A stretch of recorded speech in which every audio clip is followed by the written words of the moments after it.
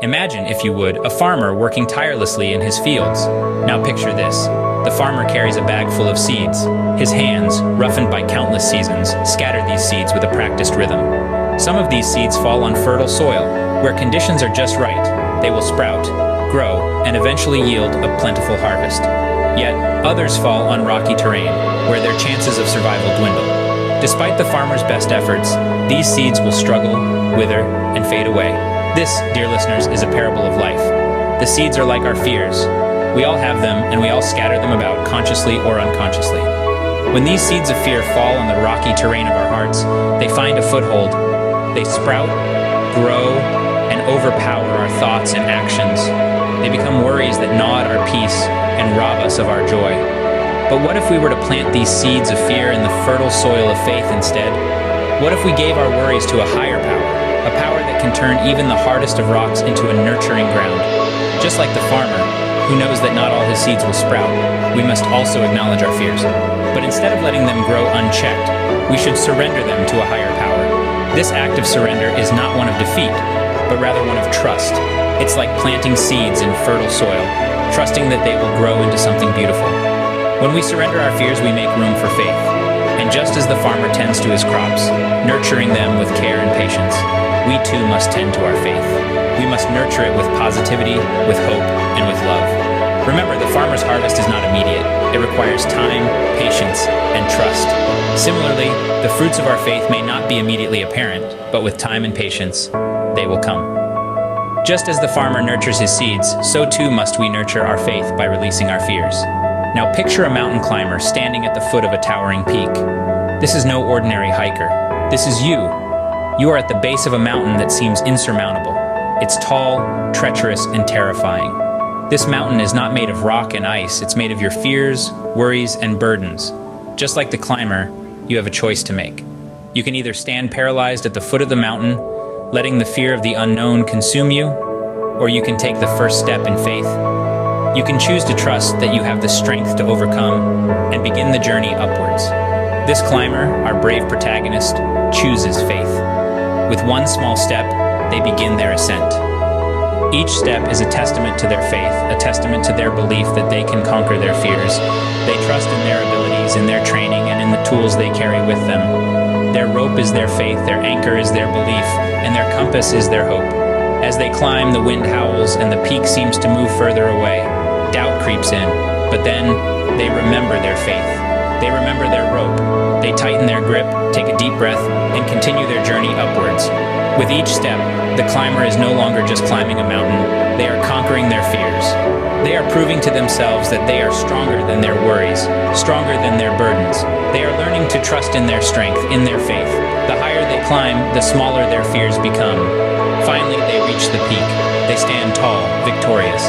They look down at the path they have traveled, at the mountain they have conquered, and they are filled with a sense of accomplishment, of pride. They have conquered their mountain of fear with their rope of faith. Like the mountain climber, we too can conquer our mountains of fear with the rope of faith. Envision a small ship caught in a violent storm at sea. This ship, seemingly insignificant against the might of the tempest, is tossed about by the unforgiving waves. It symbolizes each one of us, navigating through the stormy seas of life. It's battered by the elements, just as we are sometimes battered by the trials and tribulations we face. The storm, fierce and unyielding, represents life's challenges. These are the trials we all encounter: the loss of a loved one, the end of a relationship, the stress of a job, the struggle with illness.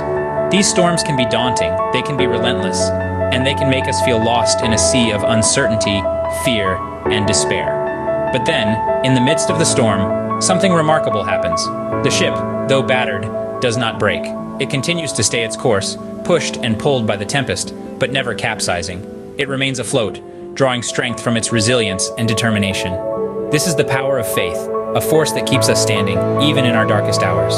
Faith is our ship's compass, guiding us through the storm. It doesn't promise an easy journey, nor does it guarantee the absence of storms. What it does promise is that we won't be navigating these turbulent waters alone. It reassures us that, even in the heart of the storm, there is a calm, steady hand at the helm, guiding us towards safe harbor. And then, just as suddenly as it began, the storm ceases. The sea, once a churning mass of chaos and despair, becomes serene and tranquil. This calm sea after the storm signifies the peace that comes from unwavering faith. It's a peace that surpasses all understanding, a peace that can only come from releasing our fears and holding on to faith. Just as the ship survives the storm and reaches calm waters, so too can we navigate life's challenges by releasing our fears and holding on to faith. Consider two birds, one clinging tightly to a branch, the other soaring freely in the sky. These birds, in their own simple yet profound ways, paint a picture of two contrasting approaches to life. Imagine the bird holding onto the branch, its tiny claws gripping with all their might. This bird represents those of us who hold on to our fears and worries, clutching them close like a safety blanket. It's a common, understandable behavior. After all, the world can seem a daunting place, filled with uncertainty and potential dangers. But in its fear, this bird is limiting itself. It's stuck in one place, unable to explore, unable to truly live. Its view is restricted, its world small. Now consider the other bird, the one soaring through the sky. This bird isn't held back by fear. It doesn't cling to a single branch. Rather, it embraces the vastness of the sky. This bird represents those who have released their fears, who have chosen to trust in a power greater than themselves. This bird has faith. It understands that the sky might hold storms and challenges, but it also holds endless possibilities and breathtaking views. By letting go of its fears, this bird is free to explore, to experience, to live fully. In this tale of two birds, we find a powerful message. It's a call for us to let go of our fears, to stop clinging to our familiar branches of worry and doubt. It's a call to embrace faith, faith in ourselves, faith in others, and yes, faith in a higher power. By doing so, we open ourselves to a world of possibilities. We allow ourselves to soar. It's not always easy, of course. Letting go of fears requires courage. Embracing faith requires trust. But the rewards are immense. Just think of the bird soaring in the sky, free and fearless. Like the bird in the sky, we too can fly high when we release our fears and embrace faith. In each of these stories, there's a common thread. In the parable of the farmer's seeds, we saw that not all seeds fall on fertile ground. But those that do, those that have the right conditions, they grow. They thrive. They become more than what they were. We too can be like those seeds.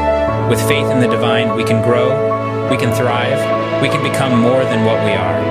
We then journeyed with the mountain climber, grappling with the sheer rock face, battling the elements, pushing beyond the limits of endurance. Yet it wasn't brute strength or sheer willpower that got the climber to the peak. It was faith. Faith in the journey, faith in the process, faith in the divine. Just like that climber, we too can conquer our mountains, not by force, but through faith. Do you remember the story of the ship in the storm? Its sails battered, the hull taking on water, the crew on the brink of despair. It wasn't the strength of the ship or the skill of the crew that saw them through the storm. It was faith. Faith in the calm after the storm. Faith in the dawn after the darkest night. We too can weather our storms, not by struggling against them, but by having faith. And what about the tale of the two birds? One bird flapped its wings tirelessly, fighting the wind, while the other bird spread its wings and rode the wind. It wasn't the strength of its wings or the speed of its flight that set this bird apart. It was faith. Faith in the wind to carry it, faith in the journey. Like that bird, we too can ride our winds, not by fighting them, but by having faith. These stories are more than just words. They are lessons. They are reminders. They encourage us to release our fears, to embrace faith, to trust in the divine. As we journey through life, remember to release your fears, embrace faith, and you too will find peace and strength to overcome your challenges.